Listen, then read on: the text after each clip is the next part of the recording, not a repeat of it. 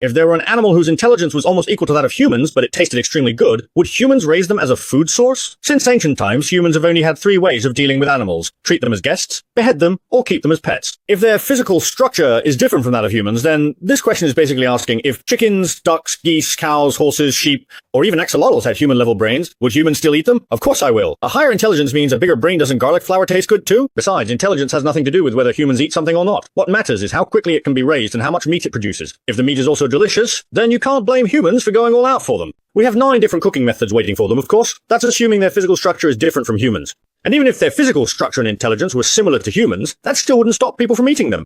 Let alone if they're not the same species even among their kind, humans have cannibalized. In ancient times, Shang dynasty used the Chang for sacrifices and ate them. They used Chang skulls as wine cups, and drinking was supposed to nourish the brain. Every Shang person had their own exclusive brain-boosting drink sex Chang people. During the 5 barbarians invasion, nomadic tribes called Han Chinese 2-legged sheep and divided them into 3 grades by meat tenderness. Women were invisible sheep, children fall off the bone, and the elderly needs more fire as they were harder to stew. So if you open a history book, you'll find that it's basically filled with just 2 words: cannibalism. People from Guangdong are all eyes and excitement, while northerners are trembling in fear, right? In the course of human evolution, there used to be 15 species under the genus Homo, but now only 1 remains our own modern human species. Can you guess why? All the other species were wiped out by us, and a significant part of that extinction was due to being eaten. The most famous example of this is the Neanderthals. Early humans not only used Neanderthals for food, but also for sex. As a result, about 2% of the genetic material in modern humans comes from Neanderthals.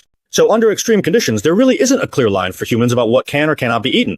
Just like an aunt who's been killing fish at RT Mart for 10 years is unlikely to have much patience for small animals when the primordial spirit is accustomed to slaughter, it won't feel much compassion eating other human species either. Back to the original question. If a species suddenly appeared whose intelligence was almost equal to humans and had already developed civilization, then even though we now live in material abundance and might not eat them, we would definitely drive them to extinction. The principle of competitive exclusion in nature tells us that when it comes to groups possessing intelligence and civilization, the greatest form of respect is to drive them to extinction. Unless they occupy different ecological niches, if they share the same niche, then one side must completely eliminate the other. If a group of monkeys can only throw stones, they're no threat at all. But if they ever learn to boil water, then they simply have to be wiped out. There can only be one in Causeway Bayno. At the top of the food chain, there can only be one species, and that is the terrifying upright ape. But if you think that we humans are cruel and bloodthirsty toward animals, the truth is, if our primitive ancestors hadn't been so ruthless and voracious, eating almost every animal on land, a human lineage wouldn't have survived to this day. So that's not a dark history. That's simply the path we took to get here. Of course, the likelihood of such a creature ever appearing is extremely low. A species having intelligence close to ours isn't enough. What matters is how far they've actually developed. Humanity has come this far not just because we're smart, but also because, along with our brains, we've gained evolutionary advantages like walking upright, specialized hands using tools, and more. Another crucial point, our skin evolved sweat glands, letting us sweat and cool down with water, which enabled us to run and hunt for long periods. If an animal is only slightly more intelligent, but not intelligent enough to form a basic civilization, then the most cost-effective approach isn't to eat them, but to enslave them. Because food is a one-time resource if you can't keep harvesting it, it's a shameful waste. Killing them for meat is as foolish as killing the chicken to get the eggs, but enslaving them allows you to gain wealth continuously. Humans would give them basic training, then assign them to roles based on their system, and intelligence those with physical strength would do construction, while the smarter ones would become programmers. But actually, there are already similar creatures on our planet. These beings often have a particular talent, and from a young age, they learn knowledge in a specific field based on their abilities. After reaching adulthood, these creatures work for the managers in exchange for the resources they need to survive. If the managers detect any misconduct by an individual, such as leaving the designated area, failing to arrive at a specific location on time, or doing something outside of what is permitted during a certain period, they will be punished by having their survival resources deducted. Moreover, this type of creature ages over time, and when they are no longer suitable for the job, they are discarded. That's right, these creatures are called workers.